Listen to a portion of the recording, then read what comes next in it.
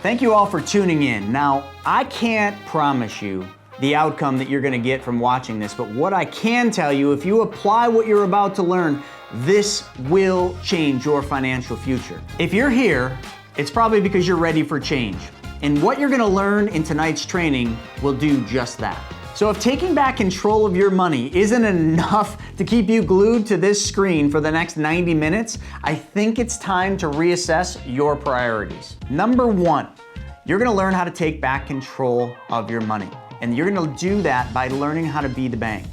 Number two, you're gonna learn how to build wealth through your own debts and expenses. And you can do that without working harder, without working longer, and without taking on any additional risk. And number three, you're gonna learn how to get all the money back for every single car you will ever buy, drive, and own. That's exactly what you're gonna learn in tonight's training, so get ready, get set, let's go. Take back control. Tuesday night. Tuesday?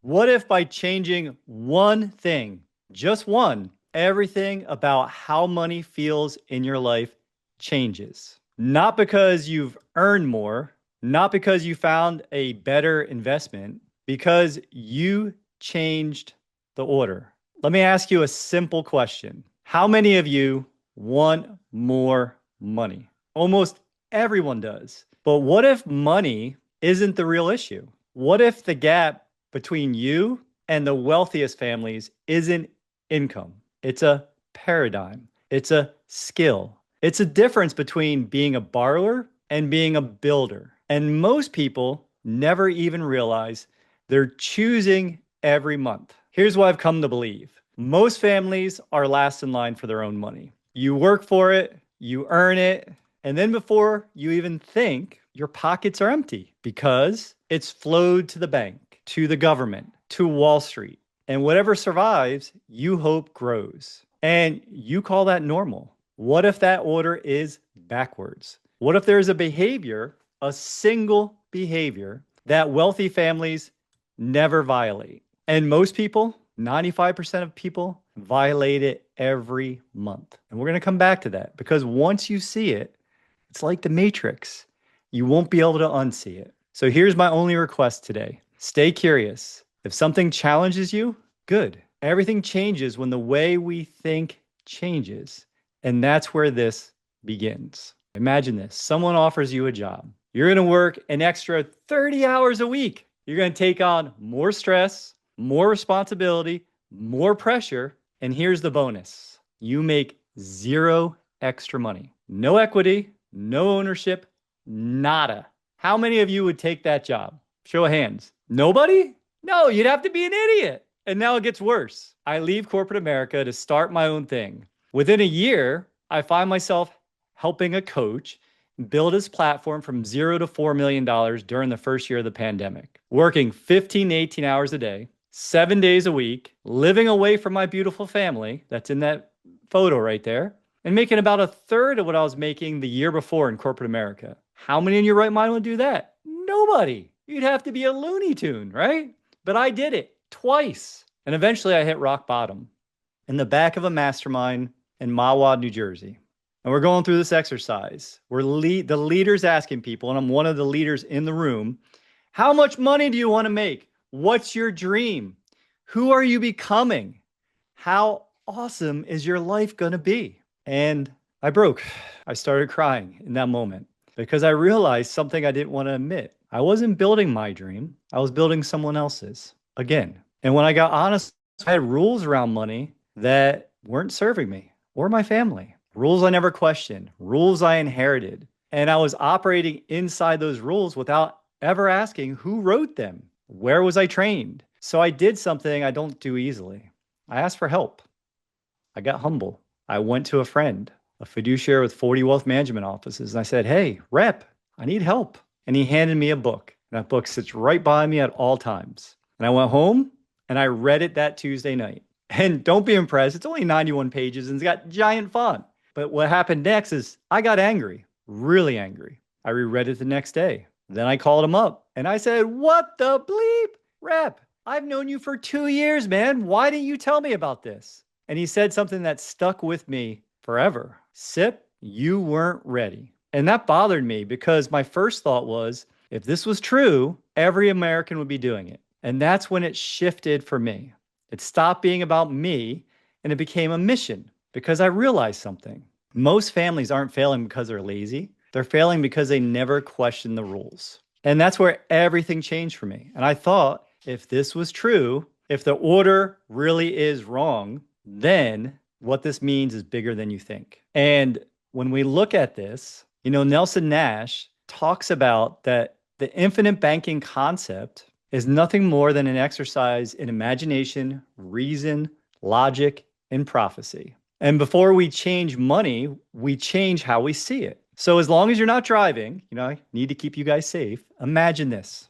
I want to try something with you. Again, if you're driving, keep your eyes open. But everyone else, just slow down for a second. Imagine you're standing in front of 100 to 200 high school new graduates. They're 18 years old. The whole world's in front of them. And you ask them a simple question. How many of you are going to be financially successful? Every hand goes up. Every one. They're confident. They're certain. They believe. In that moment, nobody says, I hope I barely get by. Nobody says, I plan on struggling. They believe they'll win. If you fast forward 40 years, according to the Social Security Administration, only 5 out of 100 of those folks will be financially secure. Those new grad high school seniors. Not wealthy, secure. 5. What happened? Did they get dumber? Did opportunity disappear? Or did something more subtle happen? Something that's slow, quiet, maybe a little bit insidious. Not evil. Did they inherit a pattern they never questioned? That's the real question. Because at 18, they believe they can. At 60, most don't believe they did. And that gap, that's what we're here to talk about. And 5 out of 100, that's not a motivation problem. That's a structure problem.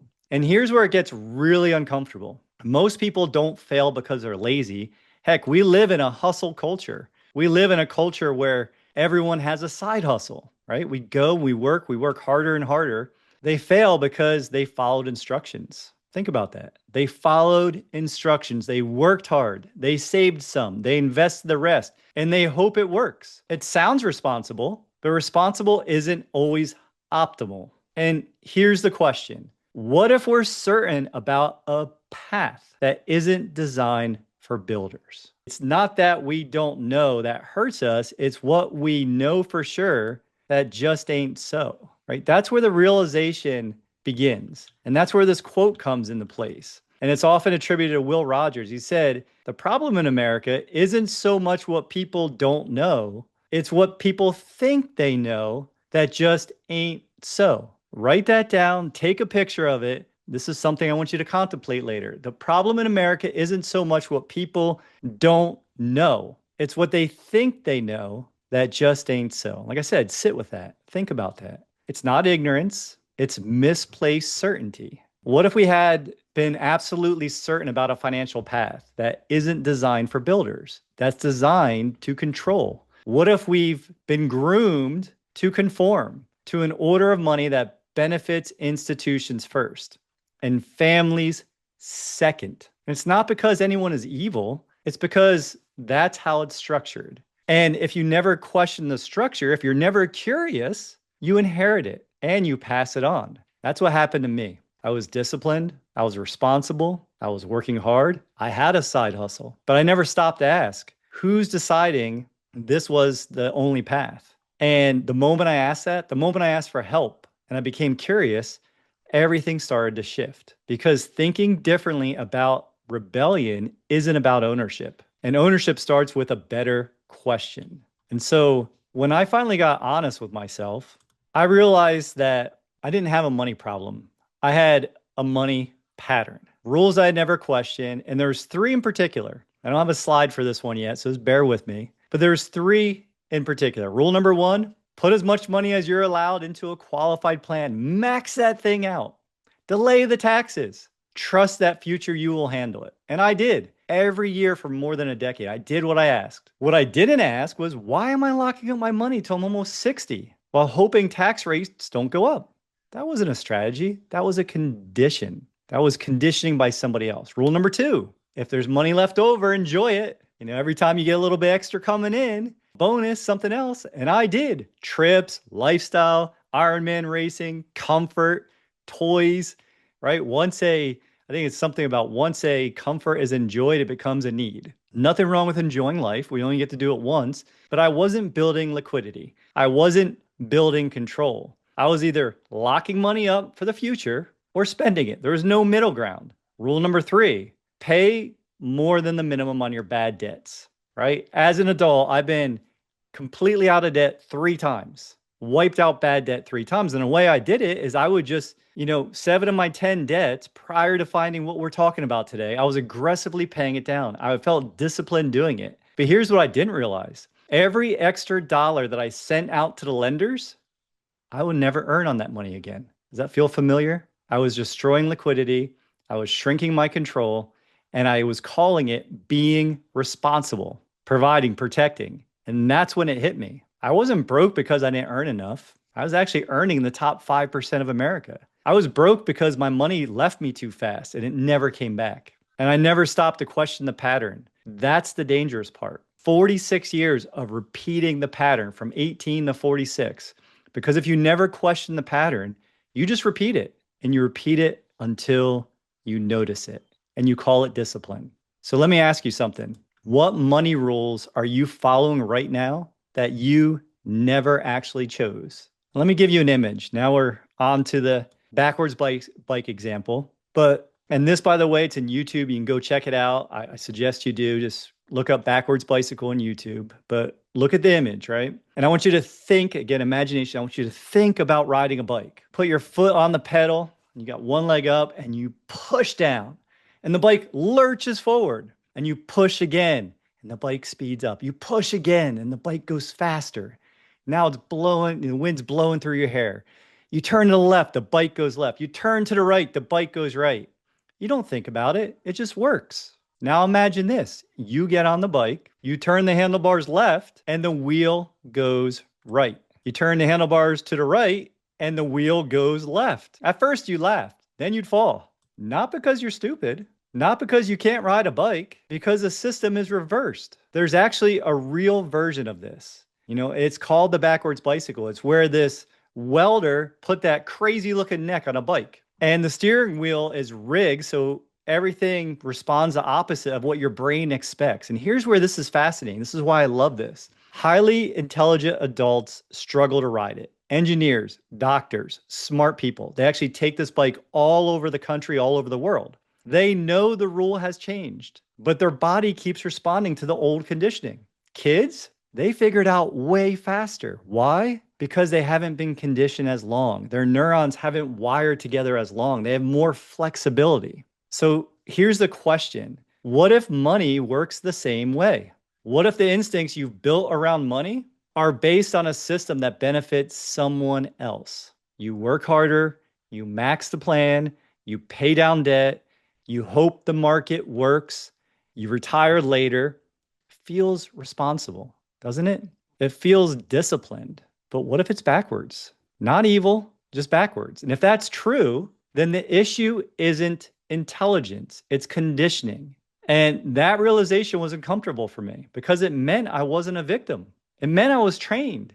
And if I was trained, I could retrain.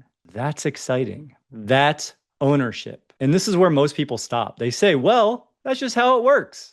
Have you told someone about something amazing? They're like, well, that's how the world works. But if you've ever trained for something hard, a race, a business, a marriage, learning an instrument, you know something. Just because something feels natural doesn't mean it's optimal. And that's what we're talking about today. Whether your system you currently have is optimal or is it suboptimal and it could be better by changing one thing. And so now, when I started questioning the system, I thought I was crazy. I thought if this was true, everyone would be doing it. I thought the book that I read should be next to every Bible. But then something interesting happened, right? I started noticing, like all these books I had been reading, I started noticing that people I already respected were talking about similar principles, not the product, the philosophy. Robert Kiyosaki, who many of you know from Rich Dad, Poor Dad, talked about whole life or talked about this in his book, Second Chance. It's the importance of owning assets that produce control, not just chasing returns. And then Tony Robbins says it over and over again that the wealthy focus on allocation and control before growth, building a foundation. And of course, that book the last one I flashed up there is the book that changed my life. This book, R. Nelson Nash, he built the entire philosophy around becoming your own banker. And what surprised me was that it wasn't that I found something new, something I hadn't heard of. It was what these ideas were already out there. Other people were already talking about them. Other people are already using these strategies. And I just hadn't connected with them. I hadn't asked for that help. And that kind of gave me peace because it meant I wasn't rebelling against reality. It meant I wasn't looking at something that was having me take on more risk. I was questioning conditioning, and that's different. And if you're still operating inside rules you never chose, that's on you now. Then you have a couple more books. You have Mapping Out the Millionaire Mystery by two of my peers and partners, Brent Kessler and Chris Naugle. It's a modern day take on becoming your own banker by Nelson Nash, just telling their journey. Powerful book. And then The Private Money Guide by Chris, right? And so now this part, I need some participation from you all. So we're going to go through these mysteries of money. And I know I'm going through this a little slower than usual, but let's keep this slow. Before we talk about strategy, let's ask better questions.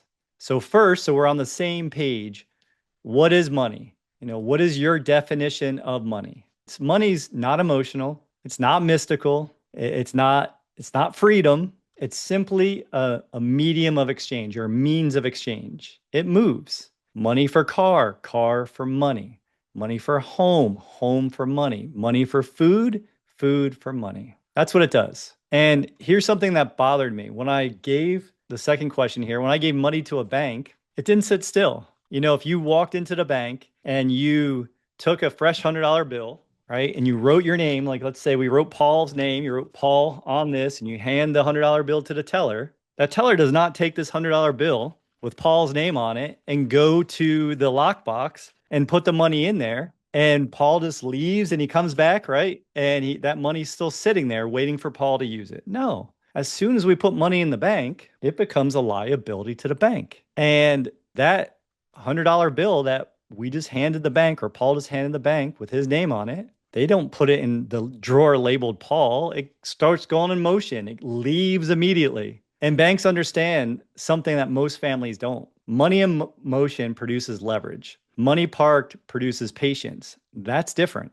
So here's another question. Is the dollar worth more today or in the future? And we all know the answer. It's today because of the opportunity. Think about this.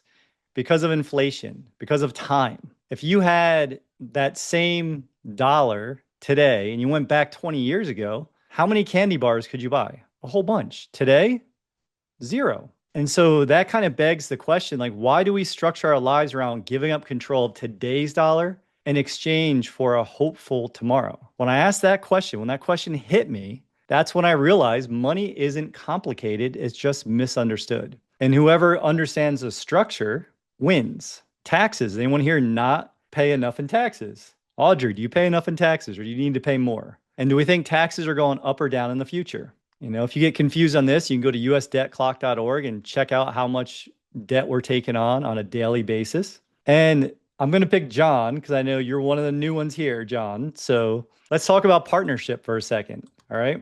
This is the last question. I want everyone to play along, but it's going to be John I'm talking to. I'm going to pick on you for a moment. Let's imagine you and I are going into business together. It's going to be a 50-50 partnership. Sounds pretty fair. And here's how it works. Part 1, John, you provide all the capital. Every dollar. I provide none. None of it. It's still 50-50. Are you good so far? Remember, 50-50, you provide all the capital. Part 2, rule 2. Because I'm an experienced partner, I've done this millions, tens of millions of times. Because of my experience, I get to make all the rules. I decide. I decide how much you put in, when you can access it, if there are penalties, when you're required to use it. Still a 50-50 partnership. You provide all the capital, I make all the rules. We good? John's already saying no. John, I didn't even get through the whole thing yet. Millions of times I've been successful, man. You don't want to be partners? And here's the best part. you won't hear from me for years. Anybody else wanting to get in this partnership now? 50-50. You won't hear from me for years. Years, 10 years, 20 years, 30 years, maybe even 40 years. And you're going to take that little seed at the beginning that you started with, and you're going to grow it into a great big harvest. You're going to sacrifice. You're going to work. You're going to have discipline. You're going to compound that little money into a lot of money, maybe hundreds of thousands, if not millions of dollars. And John, right when you're ready to use it, when you want passive income, when you want control, when you want to come down the mountain and have your freedom, I come back in as your 50-50 partner, and I tell you how much of it is mine. How many of you are excited about this partnership? You guys are all like, you got it. You're on to me. Of course not. You never agreed to that. That's insanity. But that's the structure that most people are operating inside of. You provide all the capital, someone else makes all the rules, RTO Sam. And later, they determine their share. I'm not saying it's illegal. I'm not saying it's evil. I'm saying it's structured that way. And if you don't understand the structure, you default to it. That's the mystery. It's not what the money is. Money is not a mystery. It's who controls the money. And if you can't answer that clearly, you're not building, you're participating. That's when I realized that money isn't complicated, it's just misunderstood.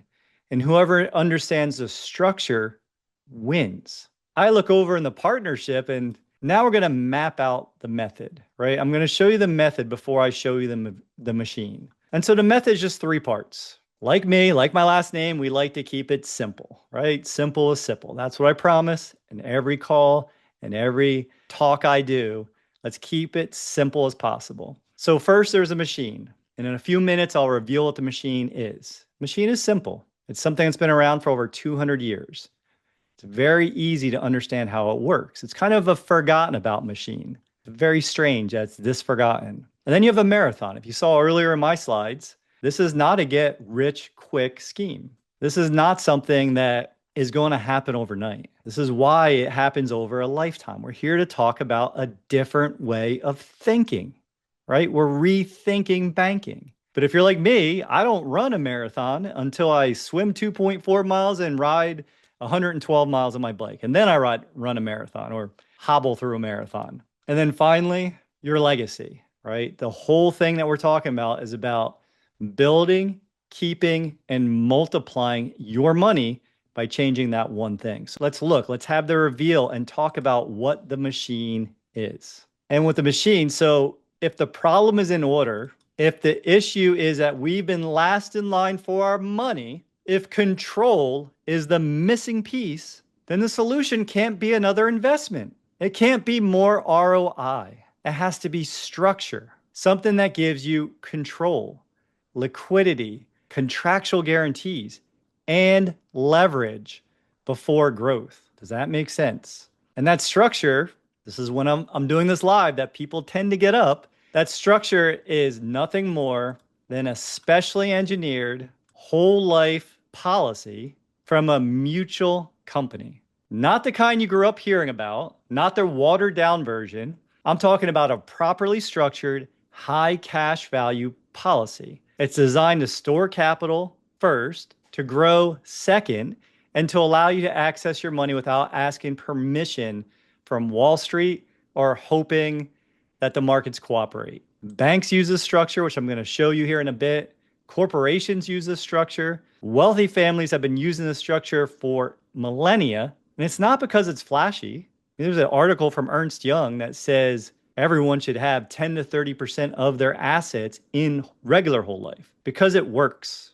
It has stood and withstood test of time. When I look at these mutual carriers that we work with, they've all been profitable every year they've been in business. And the youngest one we work with is 120 years old. Where all 5 of my family contracts are 149 consecutive years. And I'll go deeper into that in a moment here. And this gives you, a place to store capital that never goes backwards when the markets do, doesn't lock up your money, right? You have access to it. It doesn't require hope as a strategy. We're no longer hoping that things are going to work out in the future. When I understood this, the game changed. My internal world changed.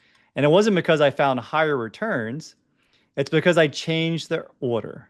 control first, structure, then growth. And what it's not, and I have to put this disclaimer here because I've had over 4,000 calls helping folks like you get started. We are not talking about anything with a UL in it. No IULs, no VULs, no ULs. Because in those scenarios, you do not have control. You are once again playing their game and assuming the risk. If we want control, we want guarantees, we're not talking about these things. Now, term can have a place. There is a time and place where term protecting our insurability is critical, but that's a case-by-case example. That was one of my calls earlier today. All right, so let's do a little interactive experience here. If you got a pen and paper, grab it, draw along, as long as you're not driving again, put bank in the top left, policy in the top right. Now, underneath both, you're going to write the word liquid. And what's your definition of liquidity? I'm going to give you mine to keep this moving. Liquid just means it's accessible, right? My cheeky version, it's not locked up in financial prison. Now, under bank, you're going to write what is the percentage the bank is giving you. Now, in this case, I'm going to put 0.07% because that's what banks are actually paying you. If you have a high yield under policy, you're going to write down 3.25% and you're going to write G1. G1 just stands for guarantee number one. It's contractually guaranteed. It can never be worse than that. Now, under bank, all of that massive growth, that 0.07%, that's all taxable growth. It's going to be tax-free. It's tax-free growth, tax-free loans, tax-free distribution. Under bank, unstable. Let me define unstable for you. Unstable means that if you go back to the beginning of 2023, you had the Silicon Valley Bank, the Signature Bank, and one other really large bank that had bankruptcies. They were over $100 billion and they went bankrupt. How's that possible? Well, banks practice fractional banking. So they only keep less than 10% of what's deposited in the bank. And they just keep moving that money, like I talked about earlier, out, and it comes back and they keep lending it out. And so they turn basically $10,000 into $100,000. So it's number one, it's inflationary. Number two, it's not stable. This is why there's been over 500 bank failures since 2000. And then under policy, you have stable. Like I mentioned on the last slide, every mutual company that we partner with, right? This is the goal for someone we're helping, is for them to become a partner with this company. They've all been profitable every year, well over 100 years. Is that not impressive? Think about it. Through the housing crisis in 2008, 2009, the dot-com, coming off the gold standard, any of the wars you can think of, the pandemic, always stable because they practice a different economy altogether. They practice what's called Austrian economics, which means the money, it's called sound money, and it means the money is backed by something. So when we take a loan from our system, we're borrowing against actual money, dollar for dollar. And now under bank, you have unprotected. Well, think about one of the big wealth killers. This is attorneys. When you're an entrepreneur, the upside is unlimited. It's all about your journey and how much you can grow. Well, we live in a country where we have the most attorneys per capita in the whole world. And so if you're an entrepreneur, if you have money in a bank and something happens and you get sued and you're found liable, the money in a bank is not protected. In a policy, it is protected. And that's protected from liens and judgment. Now, if you live in the great country of Florida like I do, right? City beautiful Orlando, I'm fully protected. Whatever money's in that policy, it's invisible. No one can touch it. That's true for 36 of the states. All 50 states are more protected than they are federally in a bank.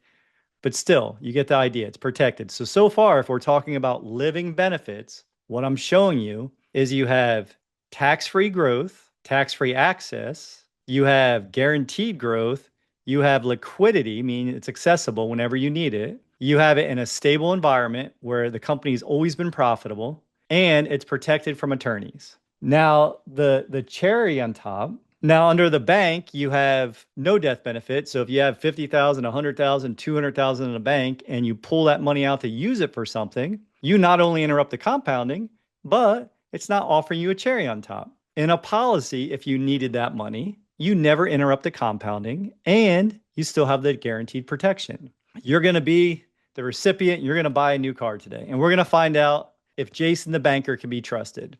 And I'm going to play that guy for now. So, Gabriel, you've been storing your money with my bank, Jason's bank, $25,000 at 4%. You've been saving up for a couple years to save that 25 grand. I've watched your consistent, persistent action. We always exchange pleasantries when you come see me at the bank. And now you walk in, you're all excited to get your new vehicle. And by the way, if you want to buy a Ferrari, just add a zero. The math still works the same. But now, Gabriel comes in and I say, Gabriel, hey, congrats, brother. I'm excited for you. What color car are you getting? What kind of interior are you getting? Getting leather? Like, what is this going to look like? I'm getting excited with you. And I said, you know what? I have a really good deal for you. Let's do this. Let's not interrupt your compounding. How about you keep your money with my bank, Jason's bank, and I'll give you a loan for 6%. So you're going to earn at 4, and I'm going to give you a loan for 6. And at the end of 5 years, that's 60 months, you're going to make money. Am I telling Gabriel the truth? Audrey, I think you said no last time too. Audrey says, no, I'm not telling the truth, because how could you earn at 4 and lend or borrow at 6? It's a -2, right? Is that what we're thinking? It's -2?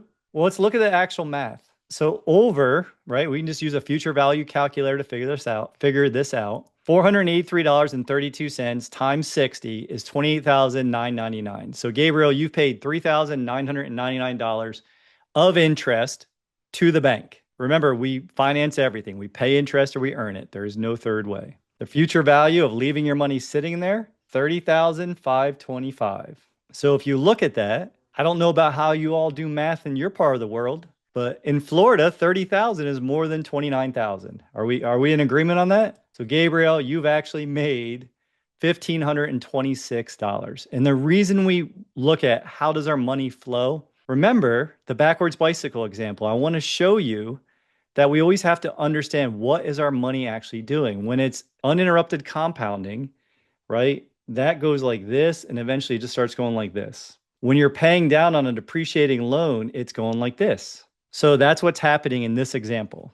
But it's always understanding what's actually happening, because the math is going to tell us what we should be doing. And so now that you can trust me, now I've proven, Gabriel and Audrey and everybody, that I am an honest banker. Now you're all going to deposit all your money with me, $100,000. And I'm going to keep paying you that 4%, which is higher than anything out there right now, right? Feel pretty good about that. Remember earlier when I said that banks have to keep money in motion?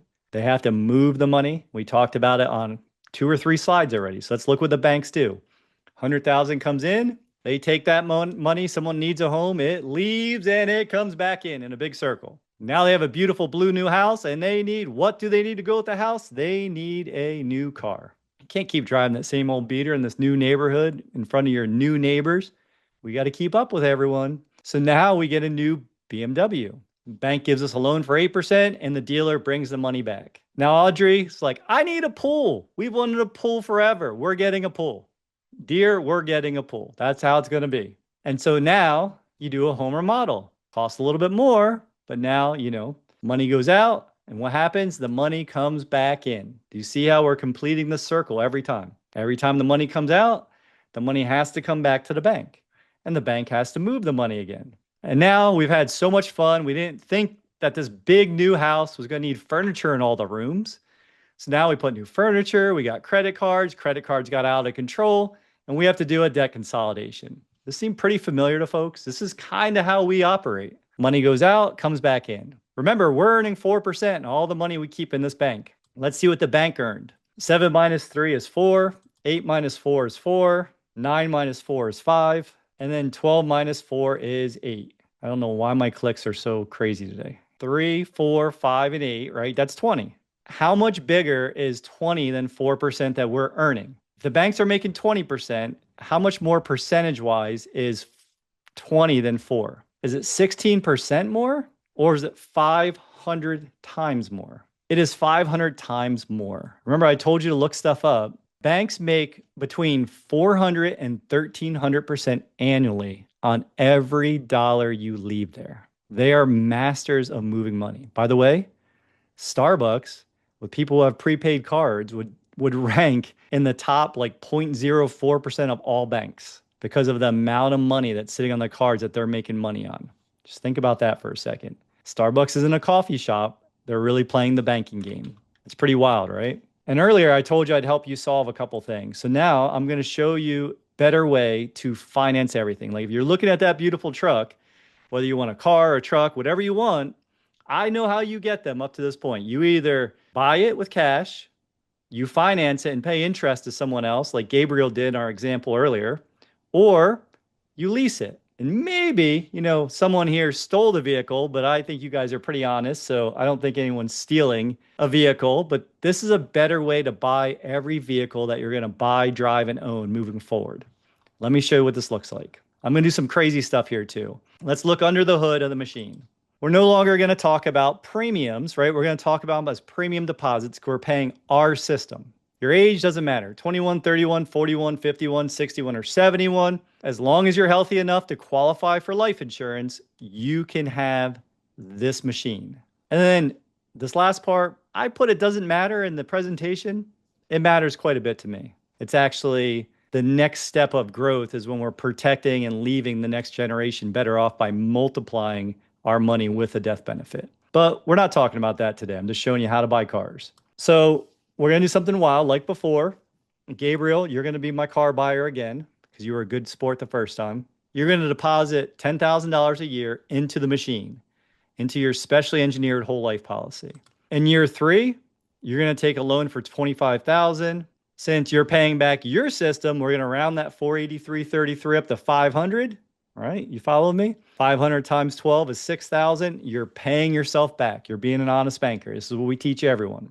So now your deposits equal after 7 years, 70 grand. For 5 years, right? 60 months, you paid yourself back for the car payment. That's 30,000. You took the $25,000 loan. You have $75,000. So if you look, the cash value at year 7 is $67,881. You've put $75,000 into the system and you still have $67,000. So 91% of that is still available in cash value. How many here have ever had the car they bought and after 5 years had 91 cents of every dollar? Now I'm going to do something crazy and I'm going to show you that in years 8, 9, 10, 11, and 12, we're not going to make any more premium deposits. I don't know why you would ever stop doing that, but just to illustrate the point, now Gabriel needs a new car again. This one got all dinged up, people in parking lots and stuff banging into your car, people spilling stuff, passengers, buys the same car, pays himself back as an honest banker, $30,000 in car loan repayments, $25,000 for the loan, cash value grows to $91,000. You got a $23,592 increase in cash value, and he only spent $5,000 on this new vehicle. By the time he's made money on the second vehicle is my point. That wasn't exactly correct the way I said that, but he's made money on the second vehicle. Let's look at the 3 rules that you have to follow to make this system work. Rule number 1, you got to pay yourself first as if your life depended on it. It really does. This is the order I talked about of changing the one thing. You have to pay yourself first. You want to pay yourself with interest. It's your system, so take good care of your system. And you want to recycle and recapture all the money. So if this works for a car, a truck, what else could we do with it? Anything. Whatever you can think of, you can do.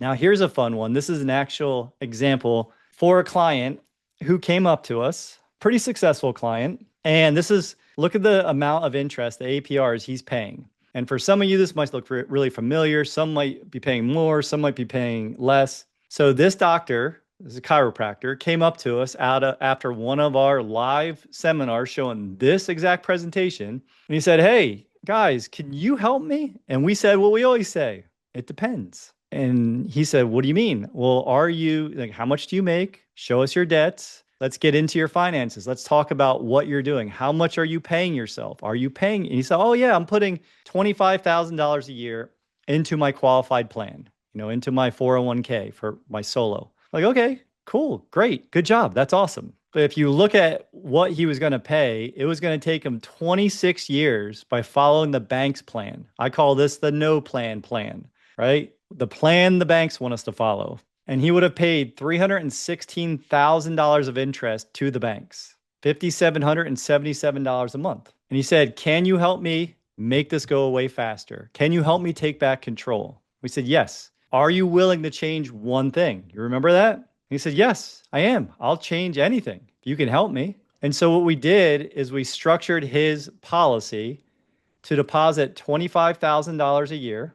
So year 1, the doc puts in 25 grand. Within the first 30 days, he takes out a loan of $13,217. He immediately pays off Wells Fargo and Discover's card. Total debt goes down. he recaptures $432 a month. Now, that's not $432 to go buy something new, okay, for everyone? Remember, it's a marathon. In year 2, he deposits the same amount. Now he has $14,000 in cash value. That $484 a month is a $5184. Now he pays off Lowe's and the private loan. He's now got $1641 a month, and his total debt's down to $380. Bob, if you're over 65, you're still good. As long as you're under 75, we can still specially engineer this for you. So you're still good. You're probably right in the median of folks I talk to, honestly. Year 3, $25,000. You see every year, more is available for cash value. Like every year, this is getting better. It's getting more efficient, we call it. Whoa, that went too fast. Saw that skipped over that, guys. You saw more money was cleared up by paying off a few more things. And we're only 3 years into it. And so far, in years 1, 2, and 3, $25,000 deposited, loans, see every year the loan amount goes up, loans of $48,943. How much is left in the policy? Is it 75 minus that number? No, right? All $75,000 is still inside the policy. All the cash value is still growing, even though we took loans. Okay, let's go into year 4. And by the way, I always joke around and say whole life is pretty boring. I'm just showing an actual case study, an example of one of our clients, and we do this all the time. Because the first thing we're typically helping people with, even if they have high net worth individuals, we often find that they're leaking a lot of money out by paying interest. So if we can help you do that, this is a pretty strong strategy because it's no additional risk. $25,000 deposited, $23,000 cash value, repayments of $44,000, pays off the Nordstroms. Now look, we're 4 years in, and more than half of the monthly debt is completely paid off. Recaptured almost $3,600 a month. Total debt's down half as well. Year 5 is a pretty boring year, but you got the condo. Condo is paid off. So 5 years in, we're down to one debt left. Just one. Recaptured $45.56 a month, and we go into year 6. Now year 6, this doc decides to do something. He goes down to the minimum that he has to put in for the one policy, and he has all of this extra money that he's recaptured, and he decides to expand his protection. He starts an additional policy, another warehouse of wealth. So now he deposits 10 grand into the first policy, and he has 13,000 in cash value. So it's already grown by an additional 3,000 a year. He starts a second policy, right? You see where number 2 is there. He repays himself that $45.56 a month. Total cash, $80,981. Home is paid off. This happened about 6.5 years in. $5,777 recaptured. Debt is completely wiped out. There we go. We're all green, no more red. And this is how much interest this doctor saves. 206 years, $212,350 of interest recaptured that would have went to the banks. Is that not exciting? That's almost 2/3 of the interest that he would have paid over 26 years to the banks is now recaptured and back into his bank account. That is a huge, huge shift in his financial environment. And every time we have one of these conversations, we have the software where I can show you the no plan versus just using math. So not using specially engineered whole life, but then your customized plan shows you how long it'll take to be completely free of third-party debt, how much interest you'll pay to others, how much you recapture, and where is your cash value at by the time you get done. Is that not exciting? And so now that you've all seen this, right? That's it. Stop bleeding money. Now that you've all seen this, if you're not doing this, if you're not taking control, if you're not paying yourself first, changing that one thing, aren't you stealing from your children, your grandchildren, and your great-grandchildren? A little bit harsh, but I just want to anchor on that reality. Once we understand the paradigm shift, the change in order, then if we don't make the change, then it's really on us. We agree?